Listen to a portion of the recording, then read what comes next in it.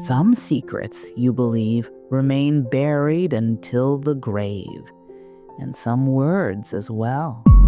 A will is not only about dividing property and wealth, it can also uncover the deepest secrets of a lifetime, especially my father's seventh clause. That clause revealed that our family was far more complicated and far more ruthless than we ever imagined.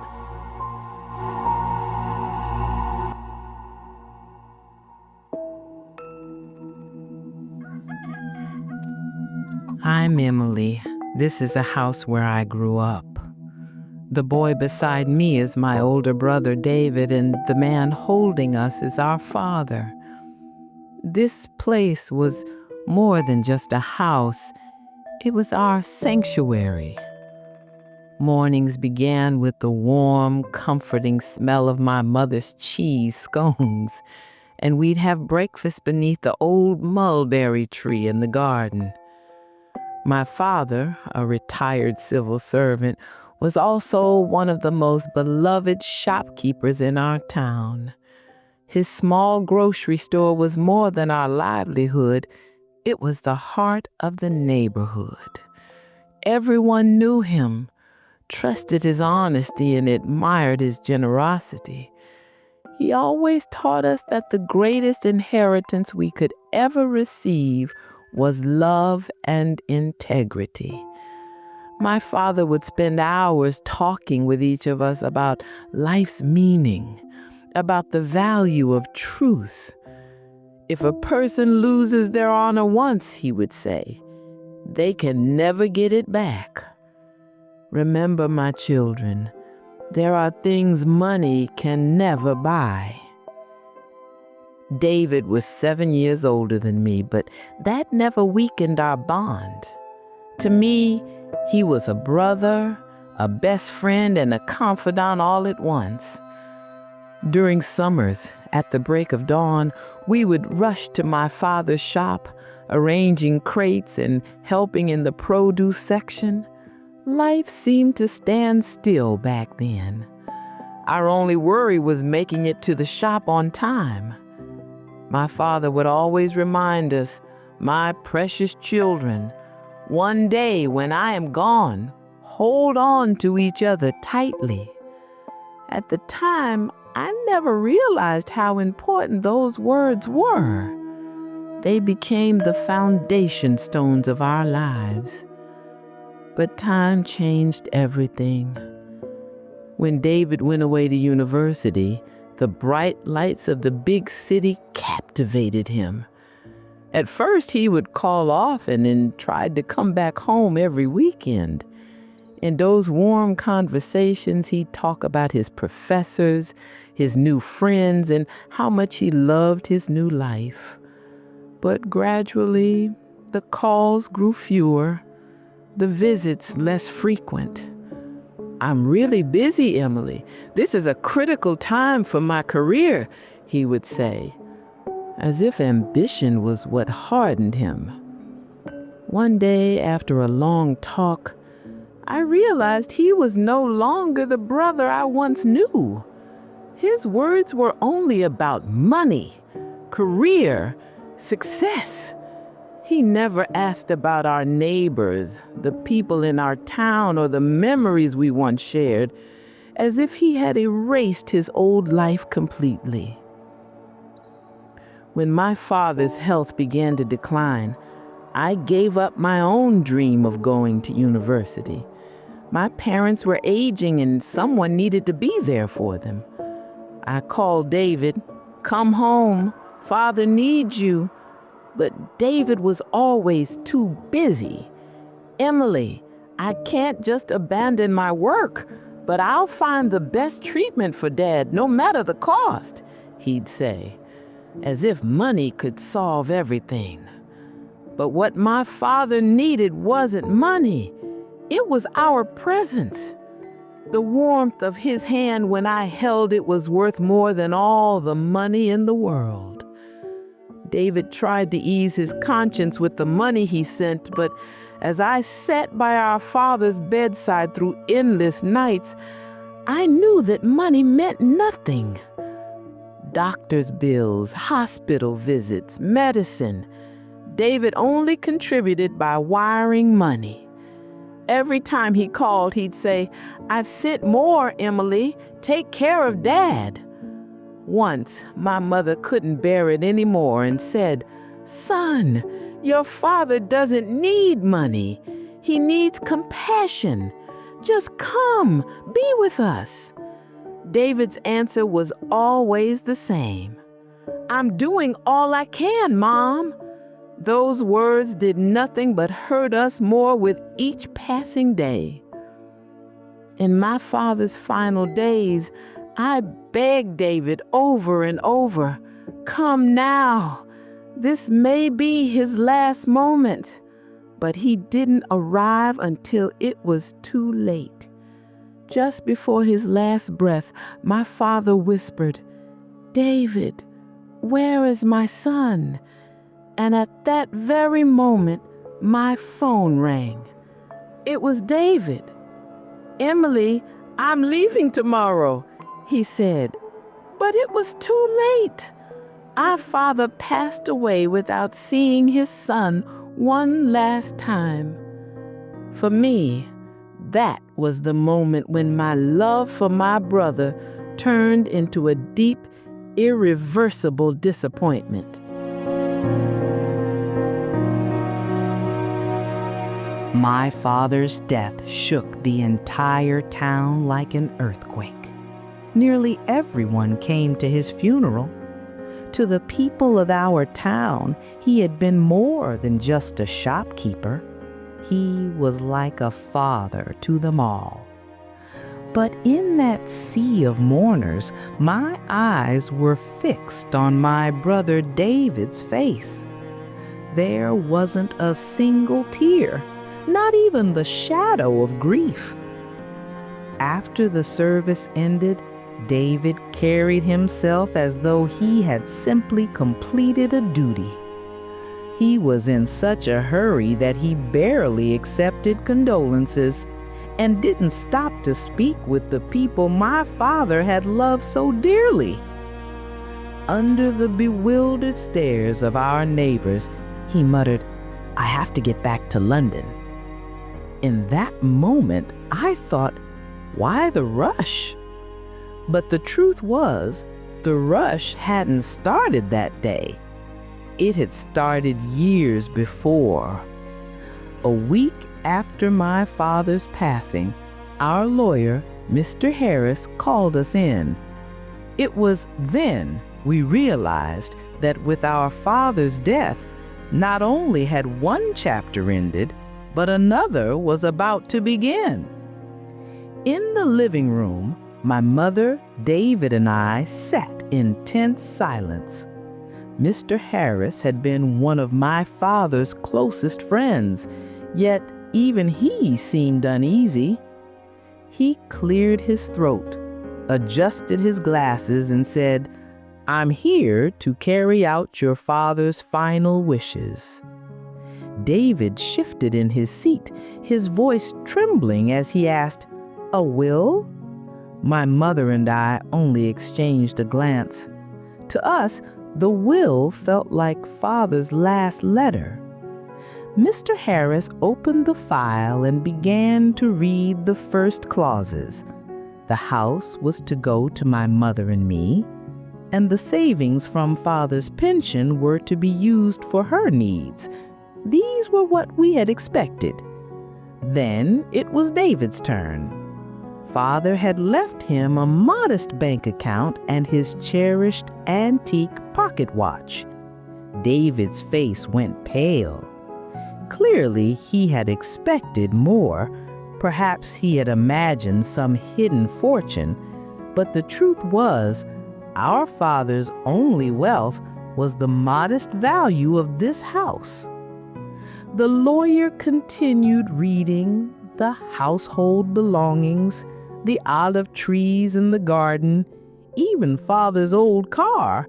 Everything was carefully listed. It all seemed fair and equal. For me, the only thing that mattered was keeping alive the memories of my parents. David, however, was restless.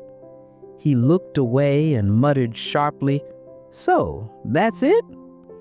Inside, I wanted to believe it was. Yes, that's it.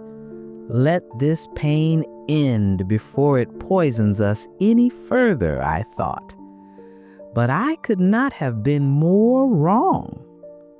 Mr. Harris turned to the final page of the file. The expression on David's face, a mix of greed and bitter disappointment, unsettled me. The lawyer cleared his throat once more and said, "And finally, the 7th clause."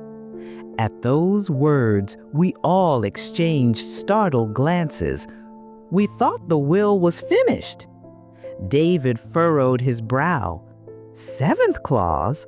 What do you mean?" For the first time since he began reading, Mr. Harris seemed truly nervous and deeply moved.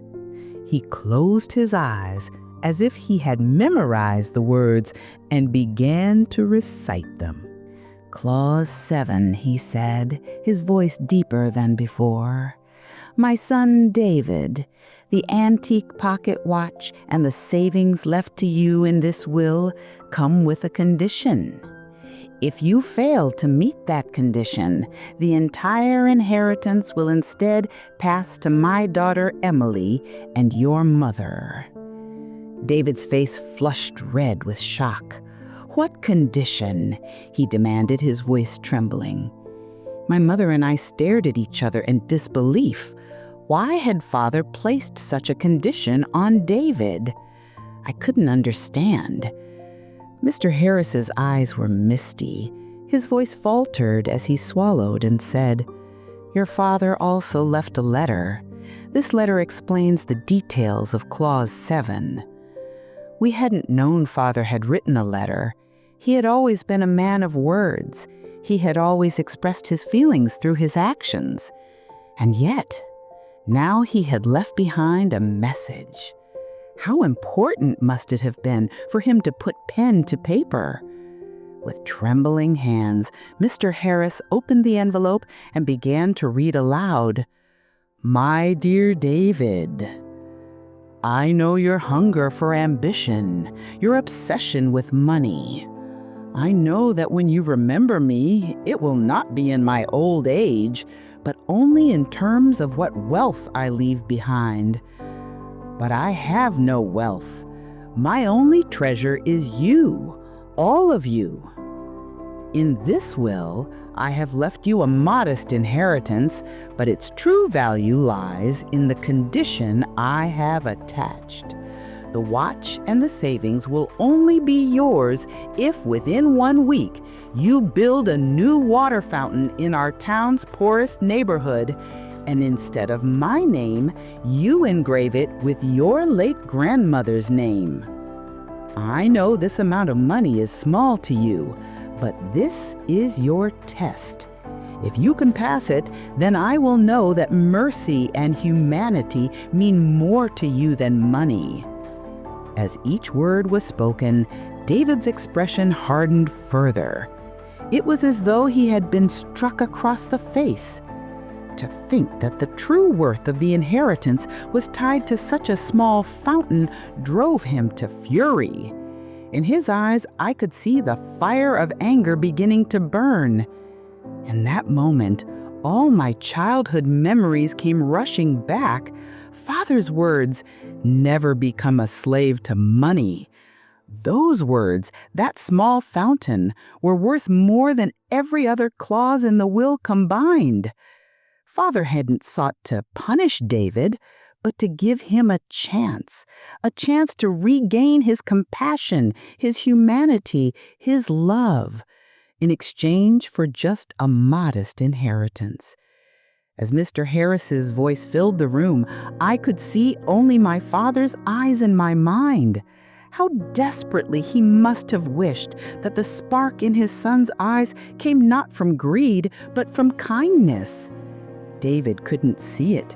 For all the years he had chased wealth, in our father's eyes, it meant nothing. That small fountain was not just a fountain. It was Father's final call to his son, his last hope that he might remember the values he had lost. That letter was not simply a will. It was a father's prayer.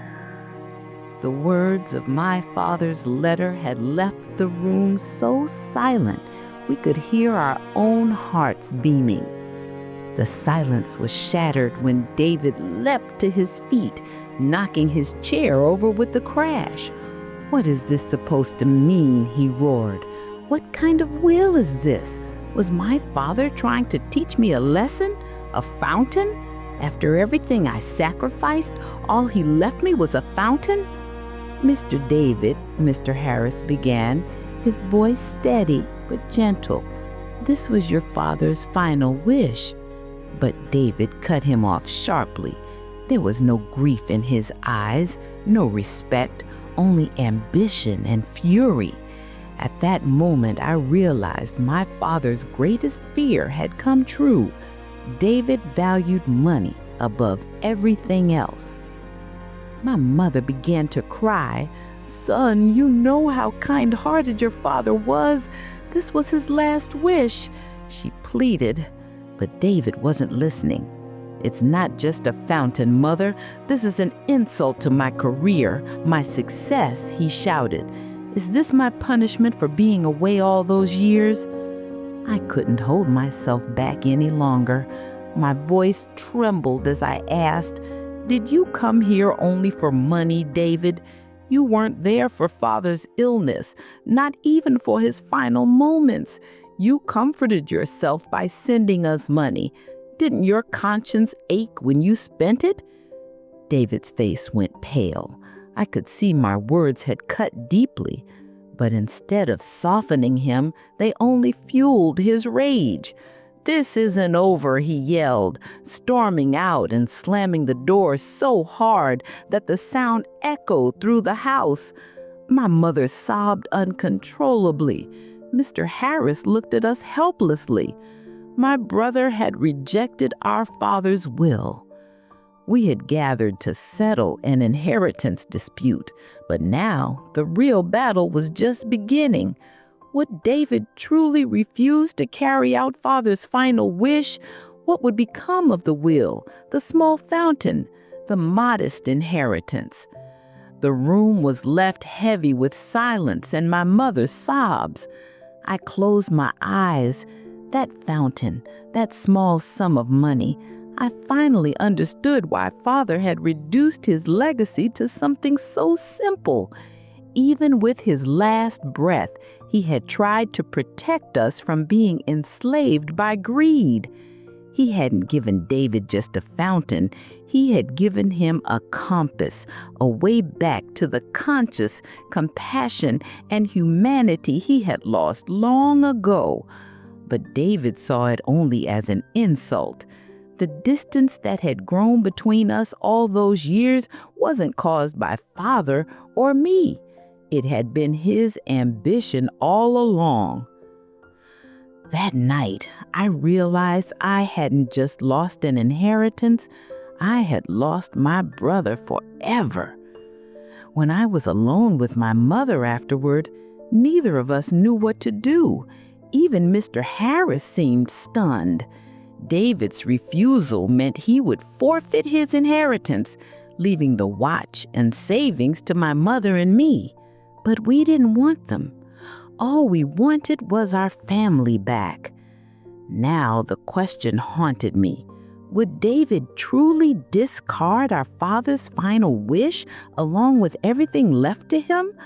Or was this his last chance, that one moment in his life to choose love over money? The question swirled endlessly in my mind. After David stormed out, slamming the door behind him, only the weight of silence and shock remained. When the trembling of the door finally stopped, the quiet grew so deep it felt deafening. My mother sat with her face buried in her hands, her frail body shaking with each sob. I sat motionless on the sofa, trying to absorb what had just happened. My thoughts drifted between childhood memories, Father's warm embrace, David's ambitious smile, and the bitter reality of now. How had so much anger grown out of a home once filled with so much love? It was as if, with Father's death, a dark cloud had descended upon our house. For several minutes, no one spoke.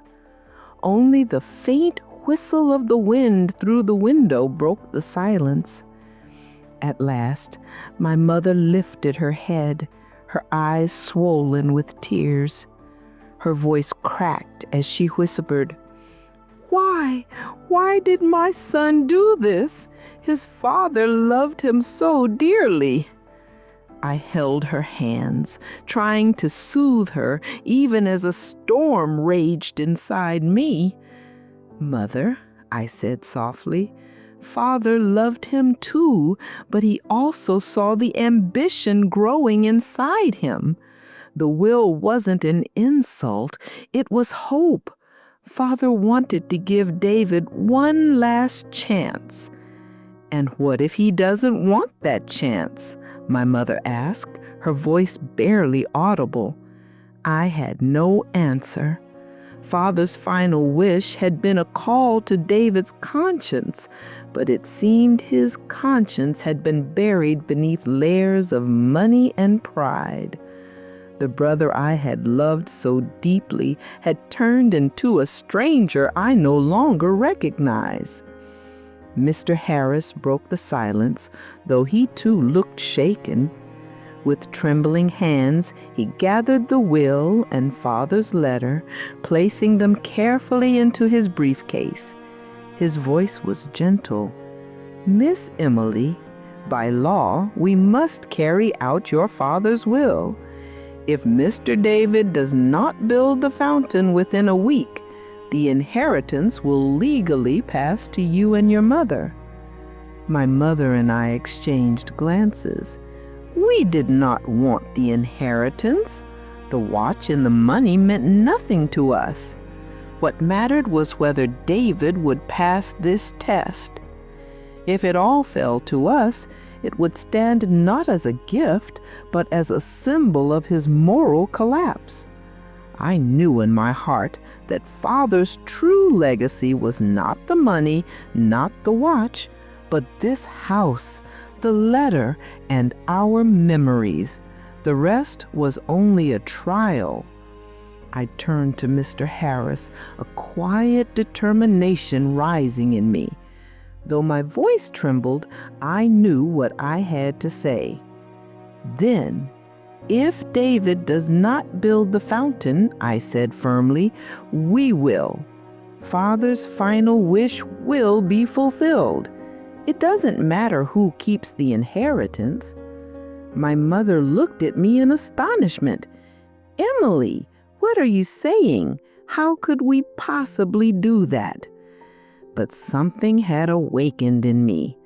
Father's will was not just a test, it was a trust.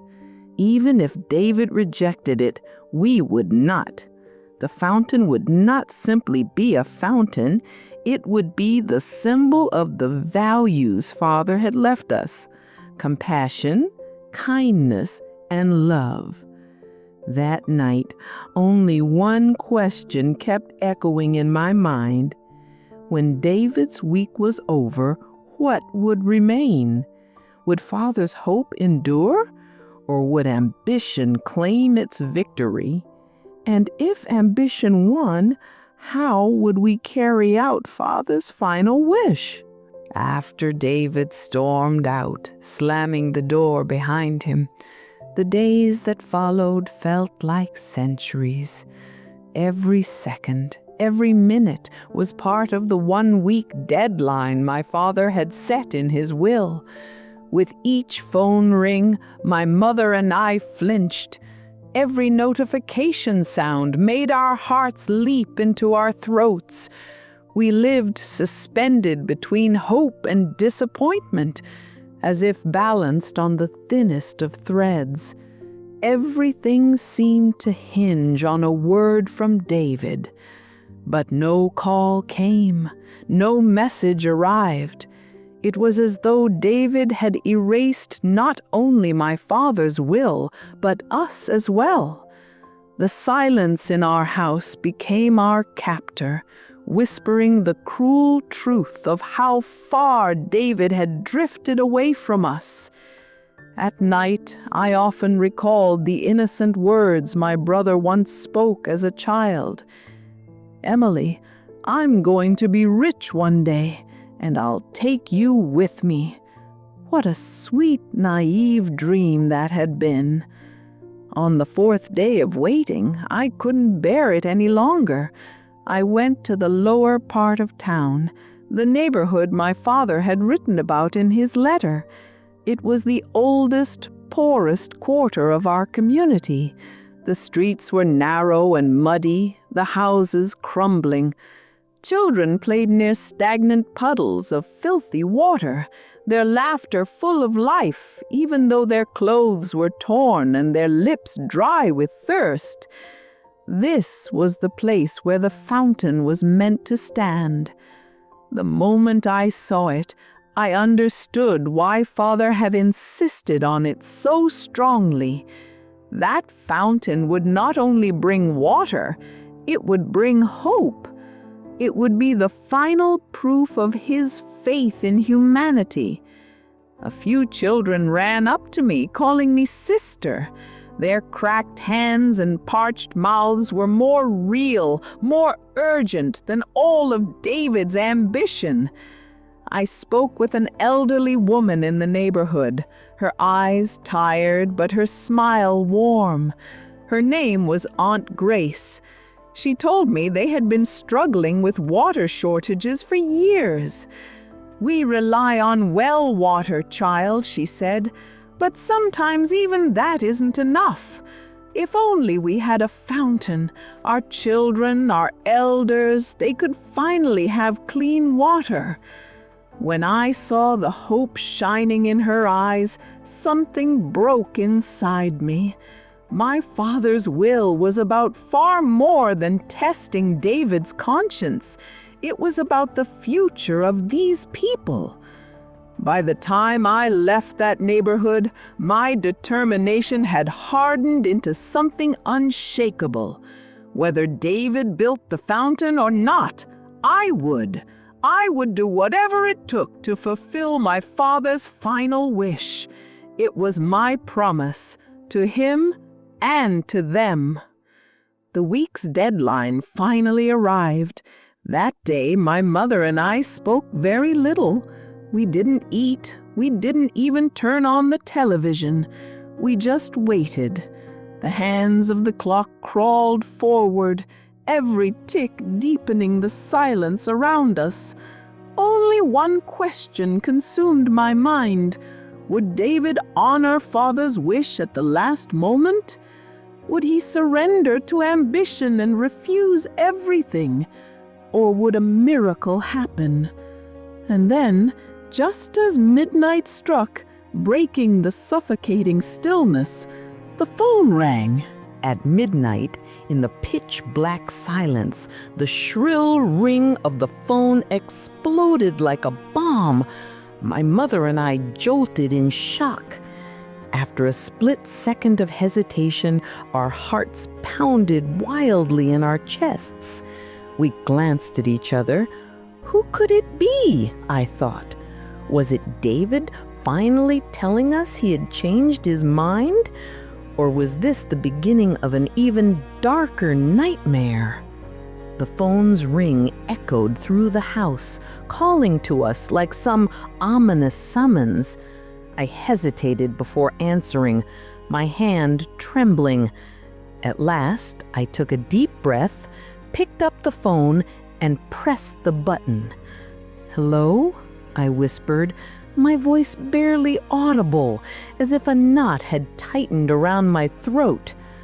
But the voice on the other end was not my brother's, nor any voice I had hoped for. A man's tone, cold and robotic, filled my ear. "Am I speaking with Miss Emily?" His voice carried both the authority of a lawyer and the detachment of a bank clerk. "Yes," I said cautiously. "Who is this?" His next words shattered whatever hope we had left. His next words shattered whatever hope we had left.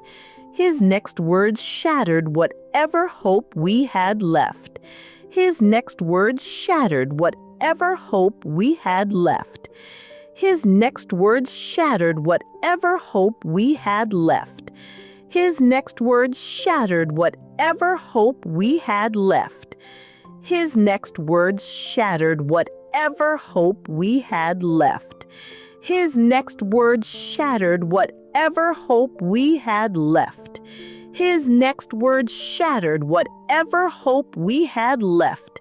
His next words shattered whatever hope we had left. His next words shattered whatever hope we had left. His next words shattered whatever hope we had left. His next words shattered whatever hope we had left. His next words shattered whatever hope we had left. His next words shattered whatever hope we had left. "I am Mr. David's attorney. I am calling to inform you regarding your late father's will." My mother looked at me with alarm. Instead of building a fountain, David had hired a lawyer. It meant he had chosen to fight against our father's last wish. One question burned in my mind. Why? The lawyer's words etched themselves into my memory. David had refused to accept our father's will and had filed a legal motion to have it overturned. "We are claiming," he said, "that your father was not of sound mind when he wrote it." It was more than a rejection. It was a desecration of father's memory. To portray his final wish as the ramblings of a diseased mind, the thought froze me to the bone. David wasn't just trying to steal an inheritance. He was trying to strip away our father's honor. When the call ended, my mother and I looked at each other. Tears streamed down our faces, but this time they were not born of grief. They were tears of rage and betrayal. Father's last wish had been spat upon. There are limits to what a heart can endure, and that night I realized David had crossed them. He had not only refused to carry out Father's wish, he had declared war on his very dignity. But as for me, I was more determined than ever. If David wanted a battle, then he would have one. Not a battle for money, but for honor, and for the small fountain that had become the symbol of everything my father stood for. In that moment, I understood. This story was no longer just about Father's will. It had become a struggle, mine and mine, a fight for love and humanity against greed. And this fight had only just begun. David would do everything he could to erase Father's will, and we would do everything to defend it, because this wasn't just about a fountain. It wasn't just about an inheritance. It was about honor. After I hung up the phone that night, I didn't sleep a single moment. Neither my mother nor I could speak. Yet neither of us could find peace in silence. We simply sat, each of us wrestling with our own nightmares. When the first pale light crept through the window, the cold truth faced us again. David's war against our father was no longer just a family matter. It had become a legal one, and far more merciless. That morning, we had no appetite for tea or breakfast. My father's memory was being stained by David's ambition, and we could no longer sit idly by. I called Mr. Harris immediately. My voice trembled, but my resolve was steady. "Mr. Harris," I said, "David has challenged my father's will through his lawyer. Please tell us what this means." Mr. Harris's voice was heavy with concern. "I am deeply saddened to hear this, Miss Emily. Please come to my office as soon as possible. We must speak."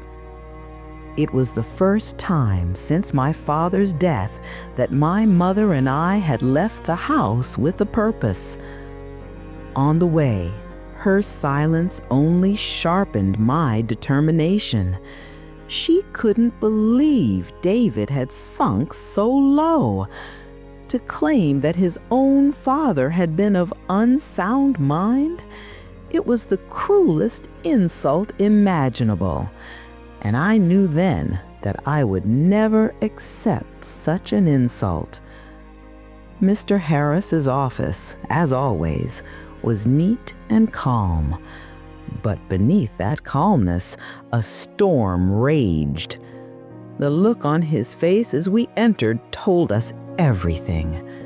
He gestured for us to sit and laid several files before us.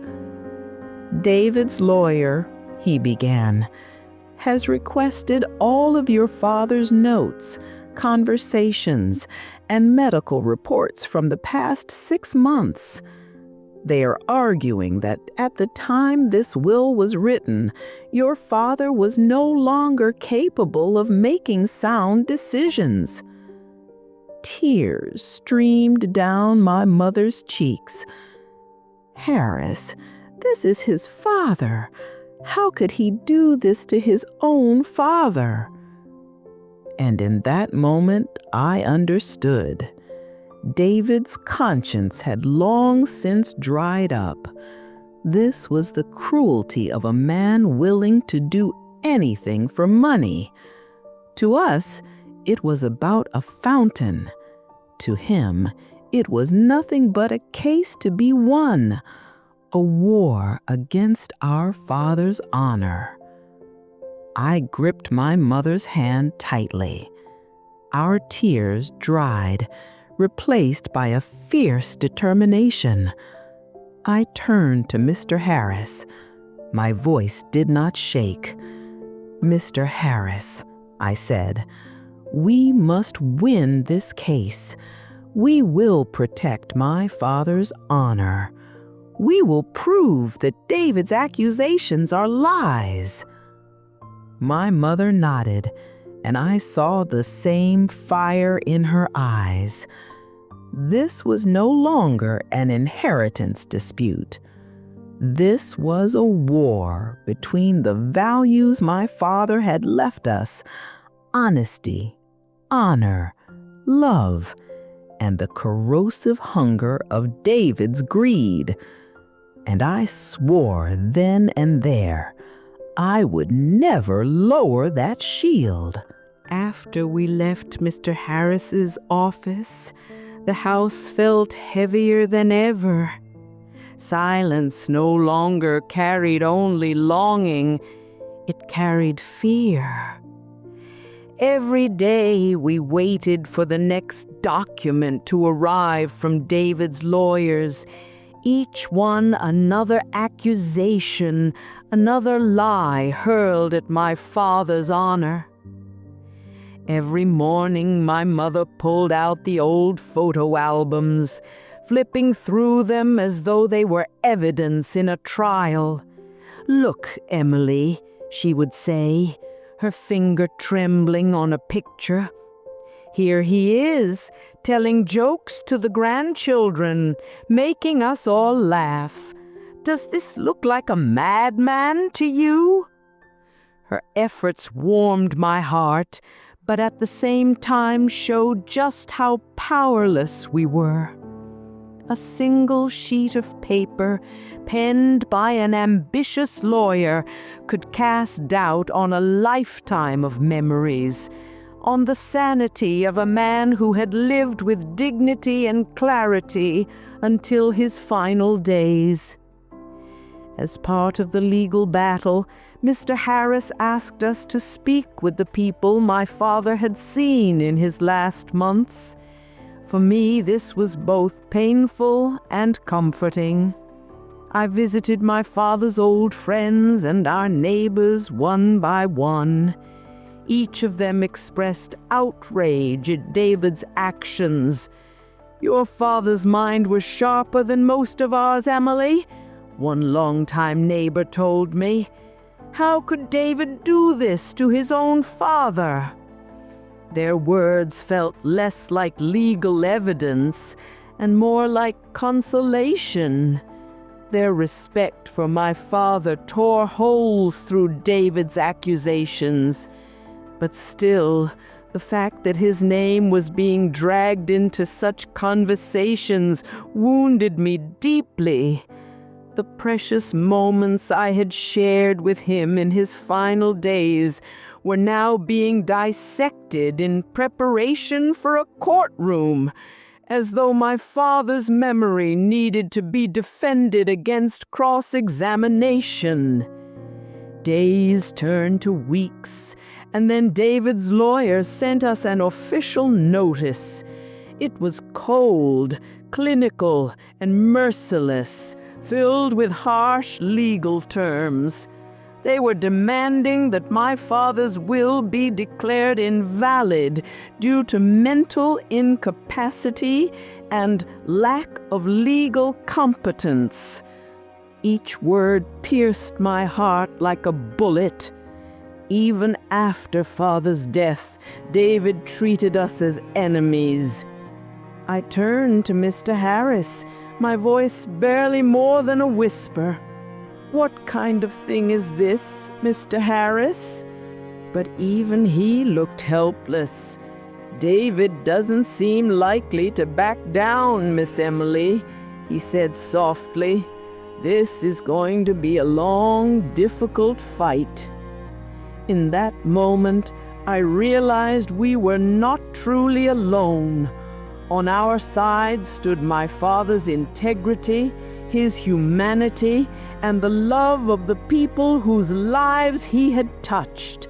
In their eyes, he would always remain an honorable man, and no amount of David's ambition could change that truth.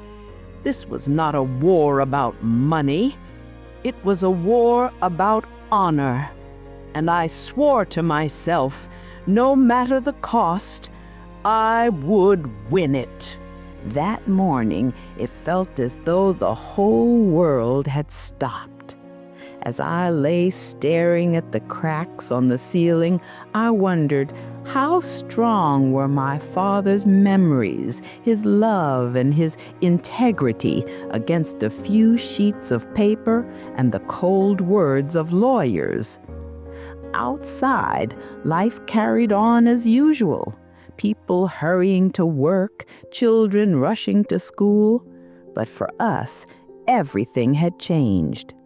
My father's honor, his legacy, was now being judged inside a courtroom.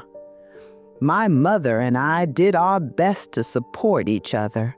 We ate breakfast in silence, dressed in silence, and left the house in silence. That day, we carried the peace my father had left us into the cold, sterile walls of a courthouse. On the way, my mother placed her hand over her heart as if her small body alone could protect my father's memory. The moment we entered the courtroom, the heavy air was enough to drain all hope from us. It was so cold, so formal, it felt as though all humanity had been left at the door. Around the table sat my mother and me, our lawyer, Mr. Harris, and across from us, David with his attorney. David looked just as he had at Father's funeral, cold and distant. He wore an expensive suit, clutching the edge of his file with rigid fingers.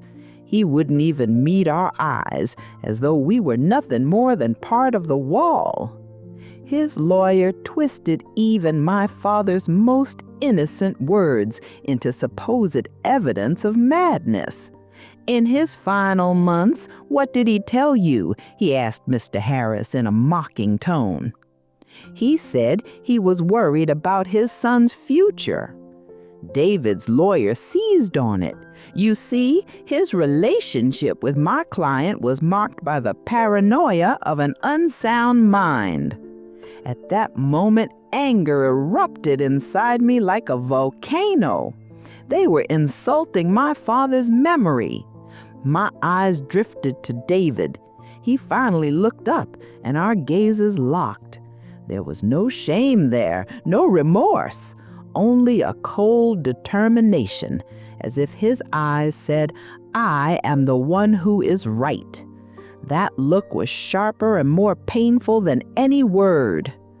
When the session ended, Mr. Harris gave us the date of the next hearing. "This is only the beginning," he warned, and in that instant I realized just how long and exhausting this fight would be. That night I knew I'd relive the words of David's attorney over and over. Your father was not of sound mind. To say such a thing was to spit on my childhood memories, on every lesson my father had ever taught me. It was proof that David had severed his bond with our father completely, even rejecting the final lesson he had tried to leave him. But I would not. I was determined to honor my father's last wish and protect his dignity. This wasn't just about an inheritance. It was about proving that the love and integrity my father had left us were stronger than greed. When we stepped out of the cold halls of justice, the world outside felt even more foreign. The weight we carried contrasted cruelly with the bustle of people who had no idea that my father's name was being smeared inside a courtroom, no idea that a son's greed had turned against his father's honor. But perhaps that was the point.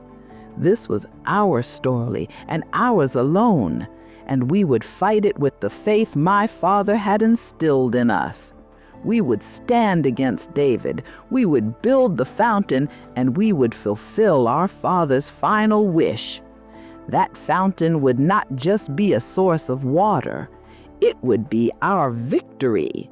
My father's true legacy was the solidarity and belief he left in us, and I swore to myself that I would protect that legacy, no matter the cost.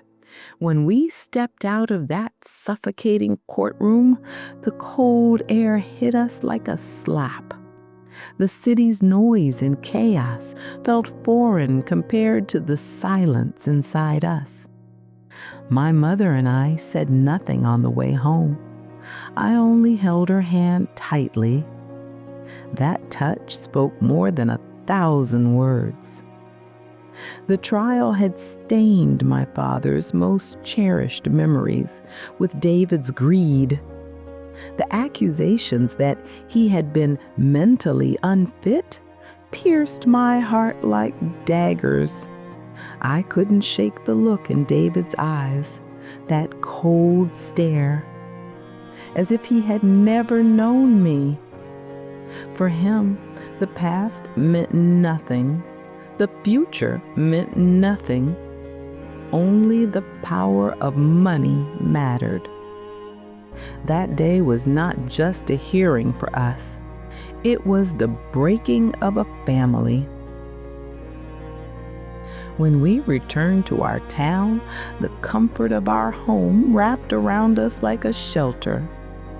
Every object, every corner carried my father's presence. And in that moment, I understood again why this fight mattered so much. David wasn't only chasing an inheritance, he was trying to erase the values my father had left us: love, honesty, and dignity.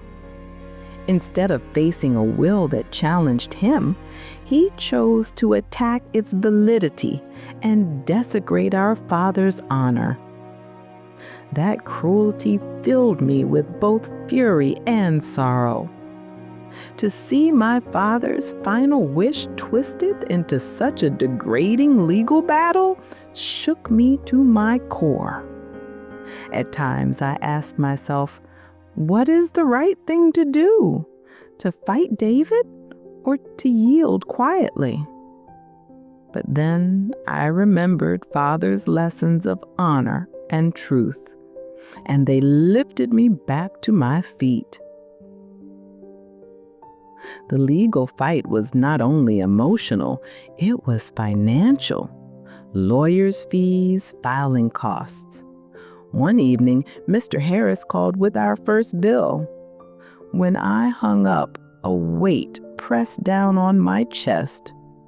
Until then, I had thought we were only battling emotionally. But now I realized this war carried a heavy price. My mother's pension and my savings might not be enough. That night, as I stared out the window, I remembered the small inheritance Father had left for David, the one he had rejected. That money now gave us a chance to keep fighting. My father had always known that the true value of something was not in its size, but in how it was used. And now that rejected inheritance had become our weapon to defend his honor. I closed my eyes and whispered, "Father, we will protect what you entrusted to us. We will guard your honor." From that moment, the case was no longer just a lawsuit. It had become a mission. After my mother had gone to sleep, I sat awake thinking about the meaning of the inheritance David had thrown aside. By rejecting that money, he had allowed our father's memory to be tarnished.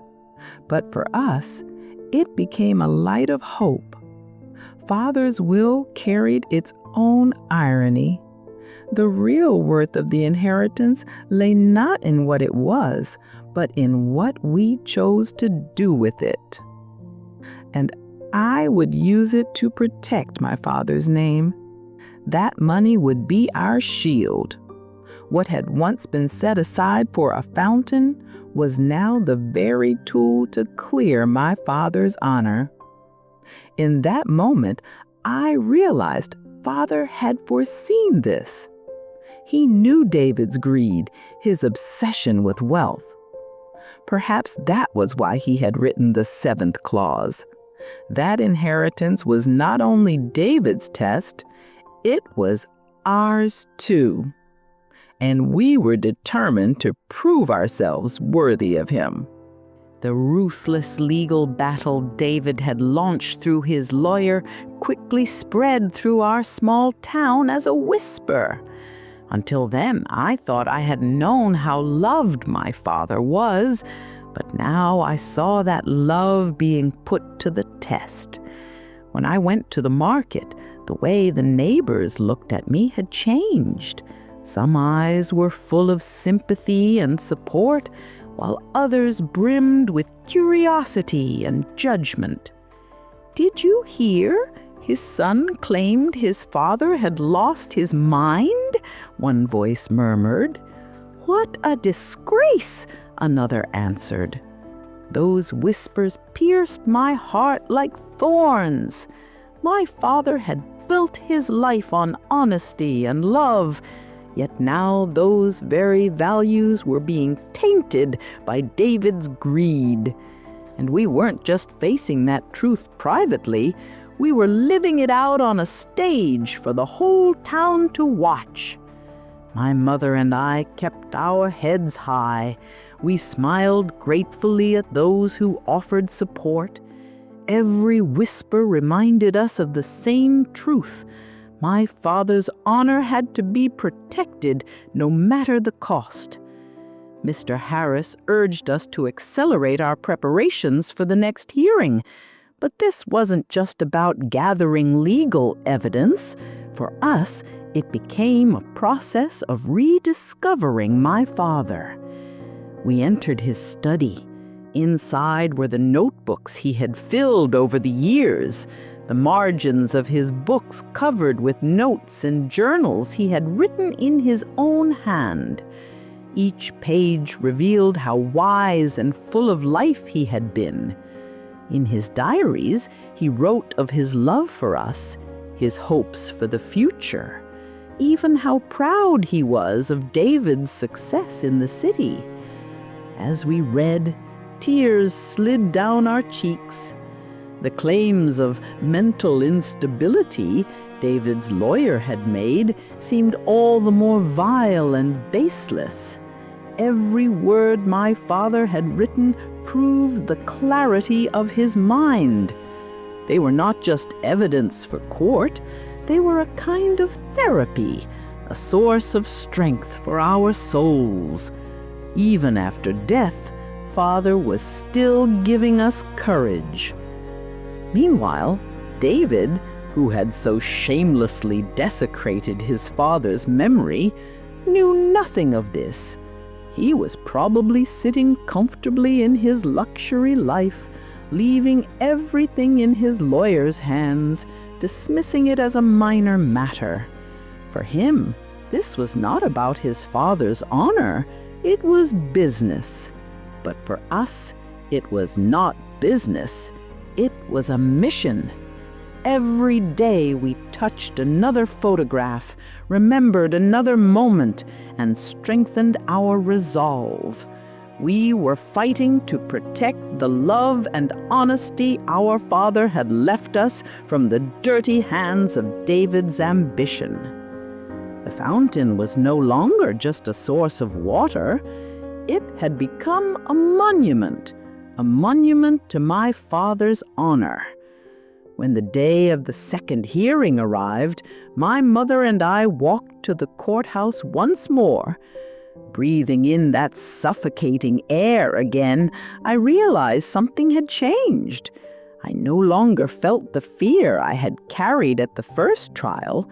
Instead, I felt a courage that I knew had been passed down from my father himself. His journals, his notes, his letters, his memories, they were my greatest weapons. At the courthouse door, I turned to my mother. For the first time, I saw determination shining in her eyes. She felt the same way I did. Across the room stood David and his lawyer. His face was still cold, still expressionless, but at that moment, I saw how pitiful he truly was. While he clung to money, we clung to the most precious inheritance Father had left us, love and honesty. And in that instant, I knew we would win this fight because our cause was just, because on our side stood the greatest power my father had ever left us, his memory. The second hearing was far more tense than the first, but the fear inside me had turned into something else, a steadfast belief. The fear in my mother's eyes had faded too. That day, we were not there for an inheritance. We were there for my father's honor. When David's lawyer began to speak again with that cold, detached tone, he twisted even my father's most innocent gestures into supposed signs of madness. In his final months, my client's father distanced himself from the family due to his failing mental state, he argued. His words struck me like lightning. I wanted to shout the truth, that David had distanced himself not because of father's mind, but because of his obsession with money. But the rules of a courtroom were different. In that moment, I realized once again how unfair this fight was. On one side stood honesty and love. On the other, lies and greed. When it was our turn, Mr. Harris took a deep breath and presented my father's journals and photographs to the judge. Those journals were filled with thoughts, reflections, and stories he had written in his final months. As the judge flipped through the pages, I saw the sternness on his face give way to curiosity. Mr. Harris read aloud passages where Father had written poems, jokes, and words of love for our family. Each word dismantled the accusations made by David's lawyer. In that courtroom, my father's wisdom and warmth came alive again. And at that moment, my anger toward David gave way to a heavier sorrow. How could his own son reject such a loving will? How could he dismiss his father's final words so easily? David's indifference to this evidence, his ability to ignore his father's heart laid bare on those pages, deepened my grief more than my rage. The most powerful moment came when the judge turned directly to David and asked him a question. Holding the journal, he read aloud a line. "My son David, I ask of you, after my passing," then the judge looked him in the eye. "Why did you reject these words from the father you say you loved so dearly?" A heavy silence filled the courtroom. David's face went pale. He did not look at his lawyer or at us. He stared at the floor. That question was not a legal one. It was a question of conscience, and David no longer had the conscience to answer it. He had chosen to discard not just Father's final wish, but his dignity as well. In that painful moment, I understood why Father had written the seventh clause. It was never truly about an inheritance. It was meant as a compass to guide David back to compassion and humanity. But David had lost that compass completely. When the hearing ended, the judge postponed the decision until the next session. But for me, the verdict had already been delivered. That day, David hadn't just lost the case, he had lost his conscience. As my mother and I walked out of the courtroom, our faces showed exhaustion, but also pride. We had defended Father's honor. Against David's greed, his lies, and his lawyer's icy words, we had upheld the most precious legacy Father had left us, honesty and love. And this battle was never just about a fountain.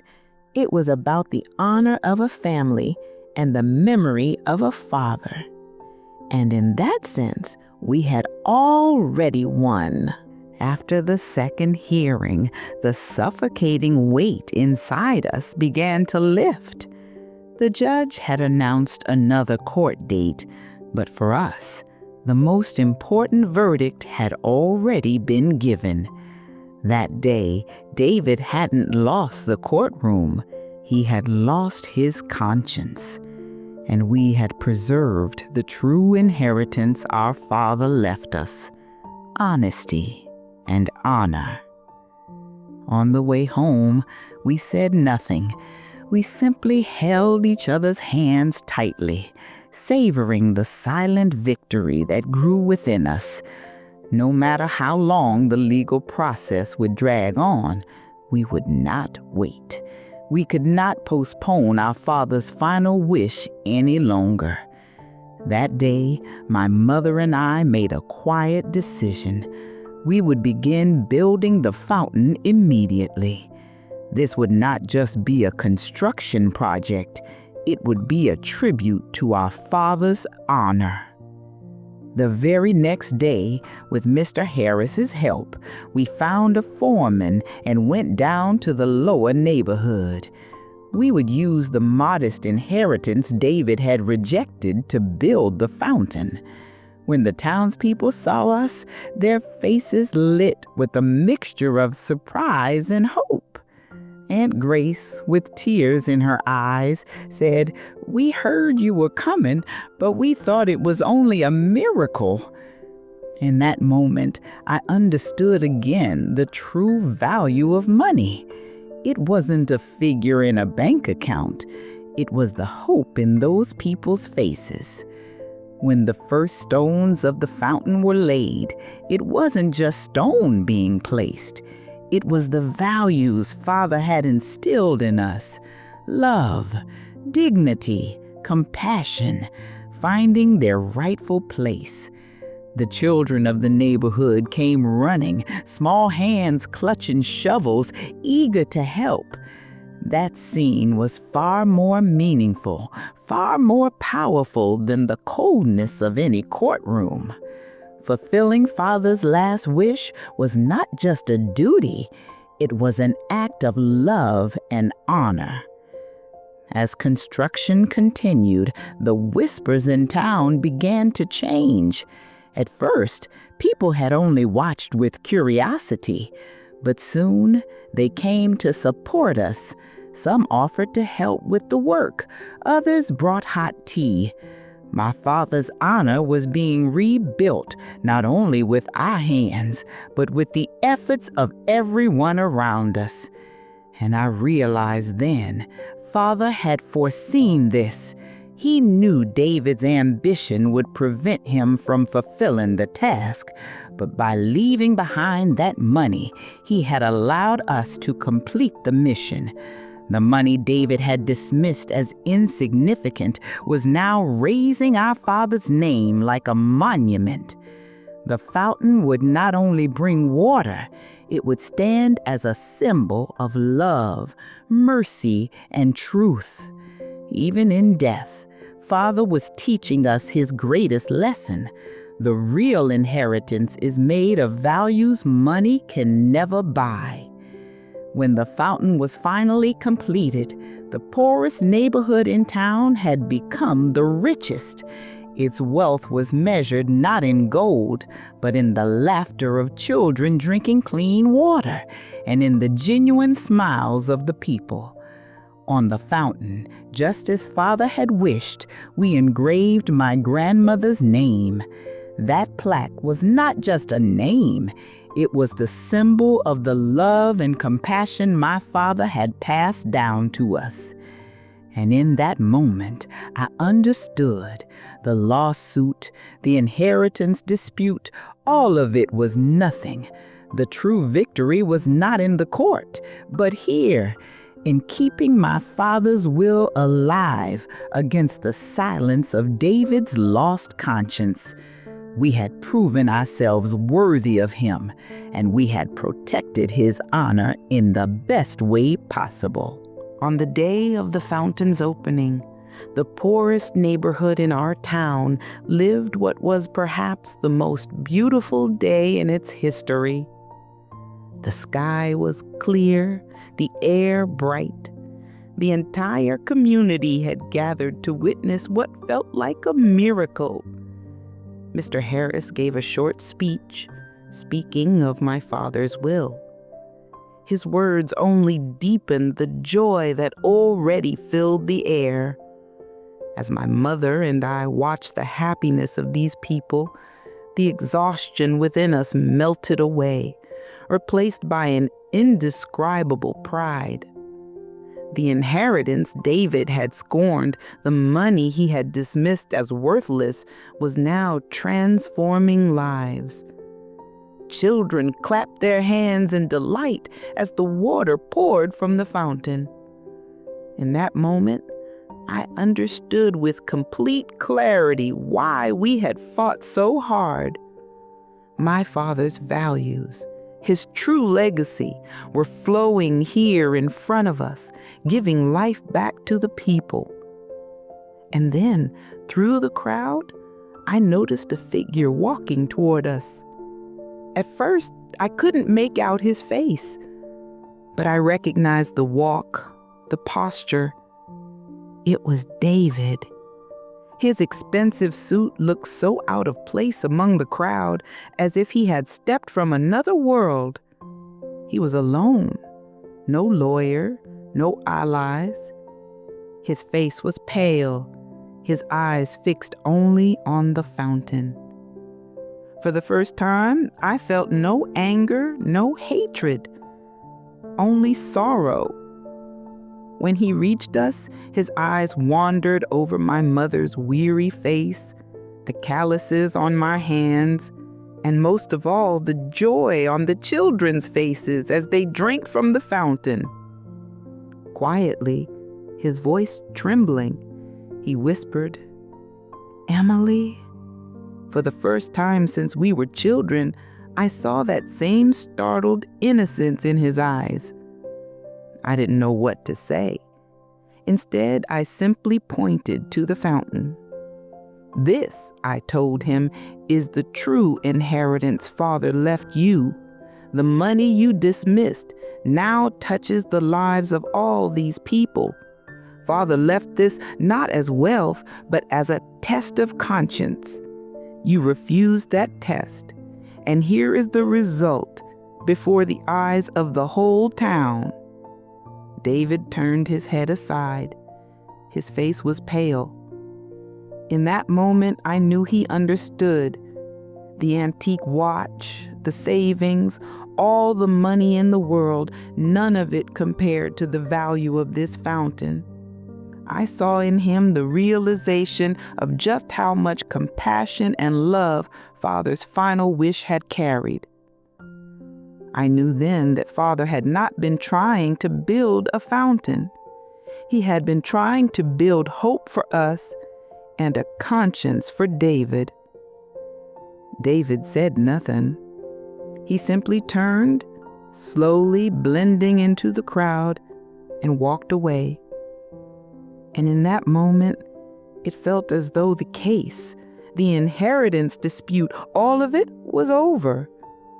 I could see the weight pressing down on his shoulders. He had lost the fight, not in court, not against a lawyer, but against his own conscience.